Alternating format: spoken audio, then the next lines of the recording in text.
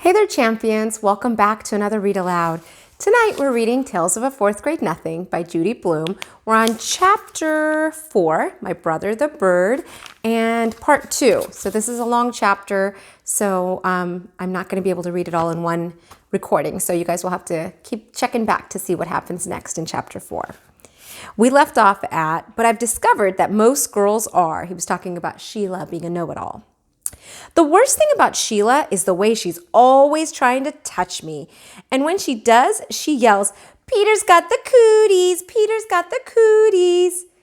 I don't believe in cooties anymore. When I was in second grade, I used to examine myself to see if I had them, but I never found any. By fourth grade, most kids give up on cooties. But not Sheila. She's still going strong. So I have to keep a safe distance from her. My mother thinks Sheila is the greatest. She's so smart, my mother says, and someday she's going to be a real beauty. Now that's the funniest, because Sheila looks a lot like the monkeys that Fudge is so crazy about. So maybe she'll look beautiful to some ape, but never to me. Me and Jimmy have this special group of rocks where we like to play when we're in the park. We play secret agent up there. Jimmy can imitate all kinds of foreign accents, probably because his father is a part-time actor. When he's not acting, he teaches a class at the city college.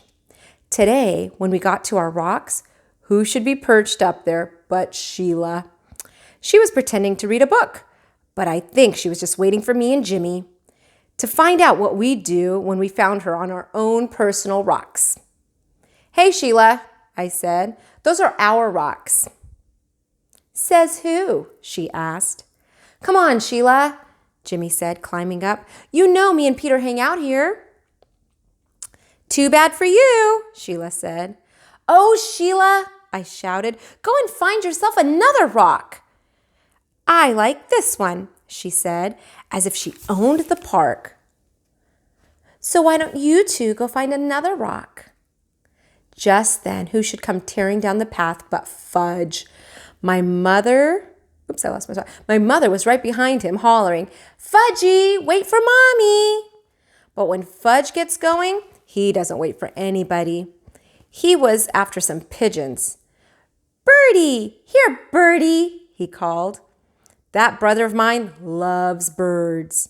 But he can't get it through his head that the birds aren't about to let him catch them. "Hi, Mom," I said. My mother stopped running. "Peter, am I glad to see you. I can't keep up with Fudge." Mrs. Hatcher, Sheila called, scrambling down from our rock. "I'll watch Fudge for you. I'll take very good care of him. Can I, Mrs. Hatcher? Oh, please." Sheila jumped up and down and begged some more. Jimmy gave me an elbow in the ribs. He thought that my mother would let Sheila watch Fudge, and then we'd be rid of her. We'd be free to play secret agent. But Jimmy didn't know that my mother would never trust Sheila with her dear little boy. Fudge, in the meantime, was screaming, "Come back, Birdie! Come back to Fudgy!" Then my mother did a strange thing. She checked her watch and said, "You know, I do have to run back to the apartment. I forgot to turn on the oven." "Do you really think you could keep an eye on Fudge for just 10 minutes? "Of course I can, Mrs. Hatcher," Sheila said. "I know all about babysitting from my sister." Sheila's sister Libby is in the 7th grade. She's about as beautiful as Sheila.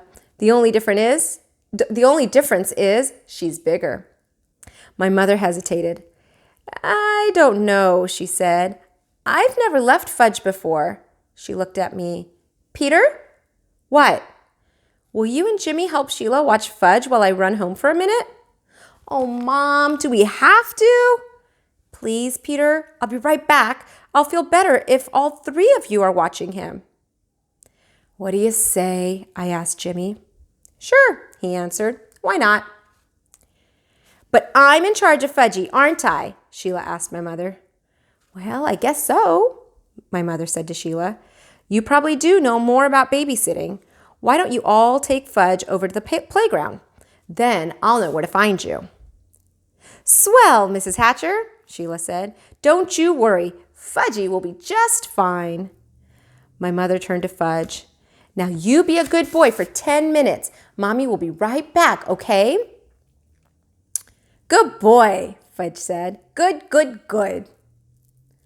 As soon as my mother was gone, Fudge took off. Can't catch me, he hollered. Can't catch Fudgy.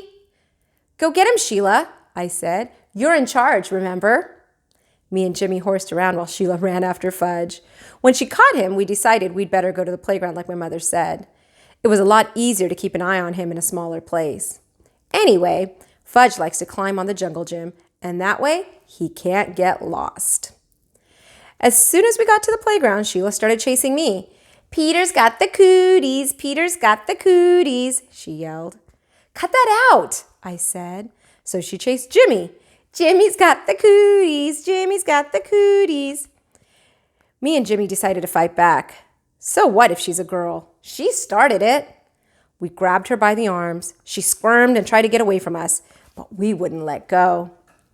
We hollered really loud. Sheila's got the cooties, Sheila's got the cooties. All three of us were so busy fooling around that we didn't notice Fudge up in the jungle gym until he called, Peta, Peta, Peta. That's how he says my name. What? I asked. See? Fudge flapped his arms around. Fudgy's a birdie, Fudgy's a birdie. Fly, birdie, fly. That crazy kid, I thought, running to the jungle gym with Jimmy and Sheila right behind me. But it was too late. Fudge already found out that he didn't have wings. He fell to the ground. He was screaming and crying, and his face was a mess of blood. I couldn't even tell where the blood was coming from at first.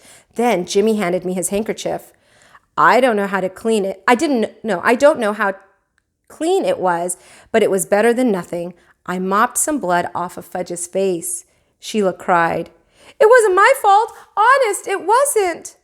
Oh, shut up, I told her.